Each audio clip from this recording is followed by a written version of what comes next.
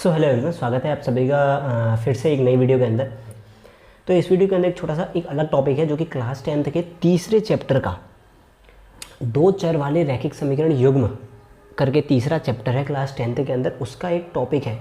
Topic क्या है, मतलब कि उसमें 3 मेथड है किसी भी दो चर वाले रैखिक समीकरण युग्म को सॉल्व करने के लिए। अब पहले होता क्या है, दो चर यानी कि 2 वेरिएबल और रैखिक यानी लीनियर जिसमें जो वेरिएबल्स हैं उनकी वैल्यू कितना हो, उनकी पावर कितनी हो, 1 हो, और समीकरण युग्म यानी कि उनके पेयर हो यानी कि 2 होंगे। तो इसके लिए 3 मेथड है। सिंपल से कहें कि दो चर वाले रैखिक समीकरण के युग्म को सॉल्व करने के लिए 3 मेथड है। उन 3 मेथड को यहाँ पर हम डिटेल में देखने वाले हैं। तो सबसे पहला मेथड जो है वो है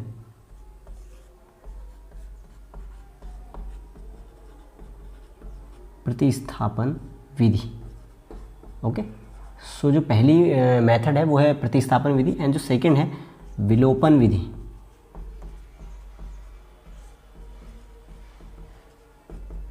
एंड जो तीसरा मेथड है वो है बज्र गुणन।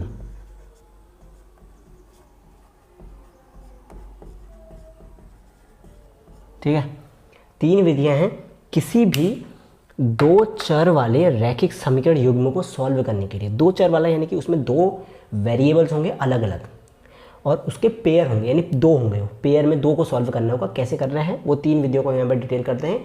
अगर आपने ये 3 मेथड समझ लिया तो क्लास 10th का जो तीसरा चैप्टर है उसका एक एक क्वेश्चन आपसे कंप्लीट तरीके से बनेगा। लेकिन उससे पहले आपको ये 3 मेथड आने चाहिए। तो एक एक करके इन मेथड को लेंगे। अब देखो, पहला मेथड है तो पहले मेथड के लिए एक क्वेश्चन हम अपने मन से कुछ भी एक क्वेश्चन ले लेते हैं। जैसे कि हमने लिया 2x + 4y = 6 एंड 3x + 8। तो हमारे पास अभी क्या है, equation number 1 and equation number 2।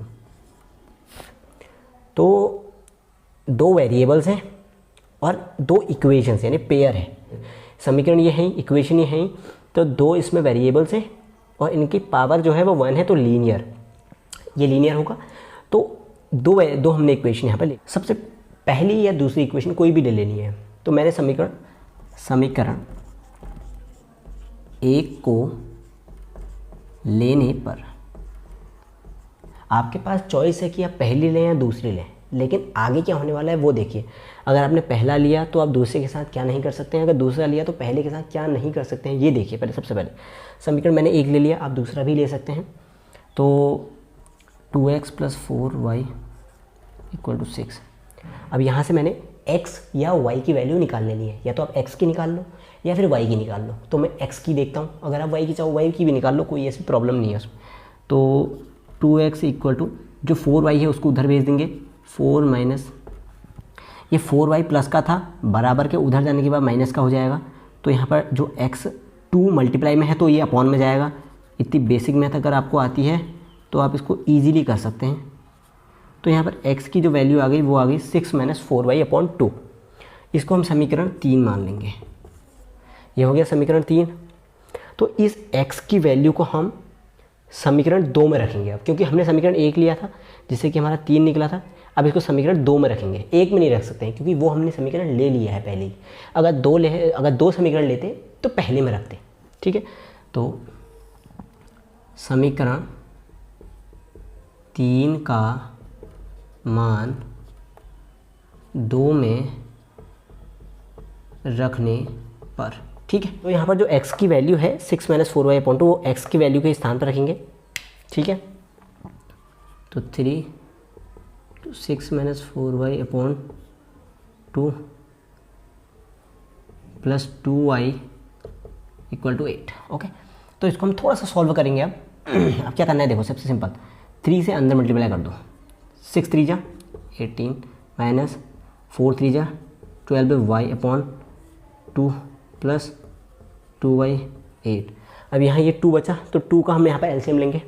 तो 2 2 × 4 यानी कि 18 - 12y, 2 2 × 4y, और इस 2 को हम इधर क्रॉस मल्टीप्लाई कर देंगे। 8 2 × 16।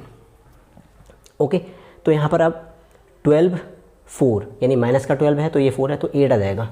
यानी कि 18 - 8y = 16। ओके, तो अब 18 नंबर है, कांस्टेंट है, तो उसको हम 16 के साथ भेजेंगे। तो -8y = 16 - 18। तो अब इधर माइनस, यहाँ 16 छोटा है तो यहाँ पर -2 आएगा, क्योंकि 18 में से 16 माइनस होगा, 18 बड़ा है। तो हम इसको थोड़ा सा इधर लिख देते हैं। इधर आइए, इधर देखिए, -8y = -2, माइनस से माइनस कैंसिल, 2 से 8, तो यानी 4y 1। ओके, तो y की वैल्यू जो आएगी 1/4 आएगी। y की वैल्यू 1/4 आ गई। यहाँ से सॉल्व करने के बाद अगर आपको बेसिक से कैलकुलेशन आती है तो आप समझ जाएंगे। y की वैल्यू 1/4 आ गई, तो y की वैल्यू को हम रखना है समीकरण 3 में। ठीक है, तो वो कहाँ पर रखेंगे, यहाँ पर देखो, देखो समीकरण 3 में y की वैल्यू पुट करनी है। देखो फिर x की वैल्यू निकल जाएगी। देखो एक तो हमारा ये निकल गया, और एक यहाँ पर x = 6 - 4 × 1/4/2। ठीक है, तो यहाँ 4 से 4 कैंसिल हो जाएगा, 6 - 1 5, तो x = 5/2। तो x और y की वैल्यू निकल गई। ठीक है, ये समझ गए।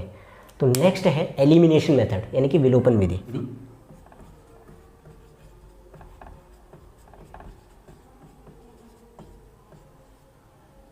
विलोपन मेथड में क्या करना है, देखो सिंपल है।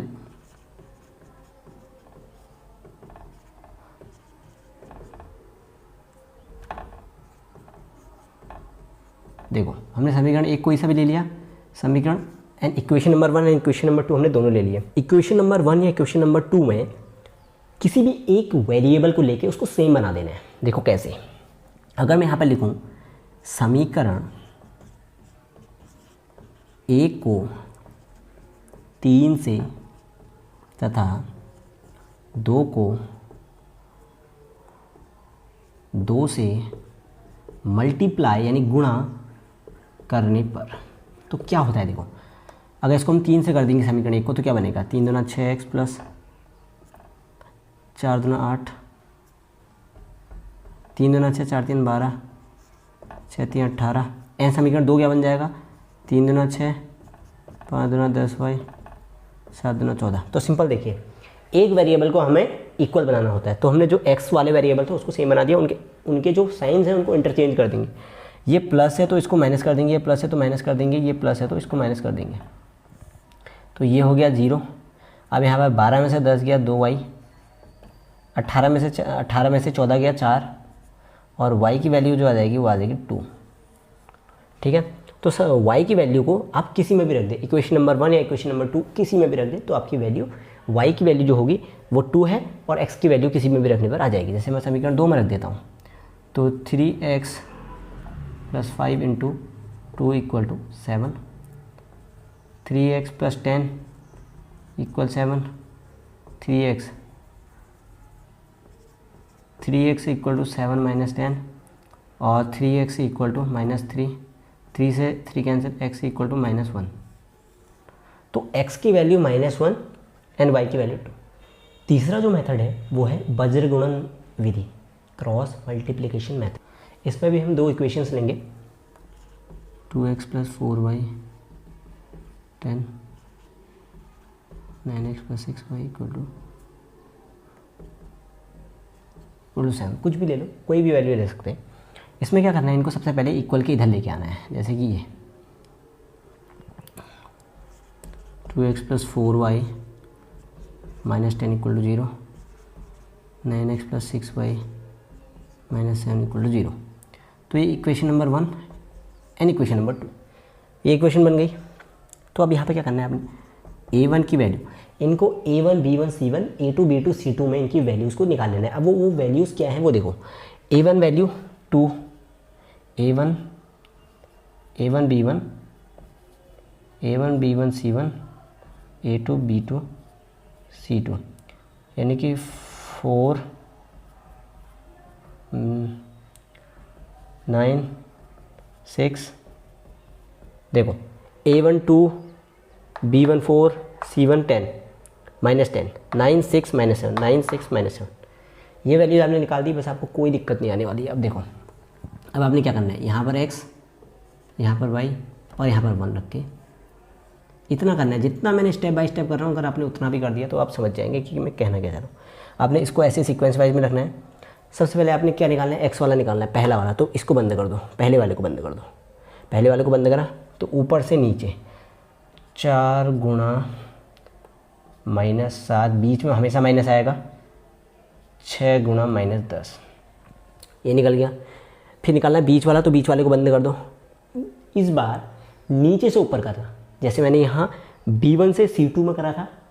या तो आप ऊपर माइनस लगा लो यहाँ, या तो आप यहाँ माइनस लगा लो, या फिर आप ऐसा करो कि यहाँ पहले ही सीधा कर दो, उसको पहले नीचे से कर लो, यानी कि ऐसे।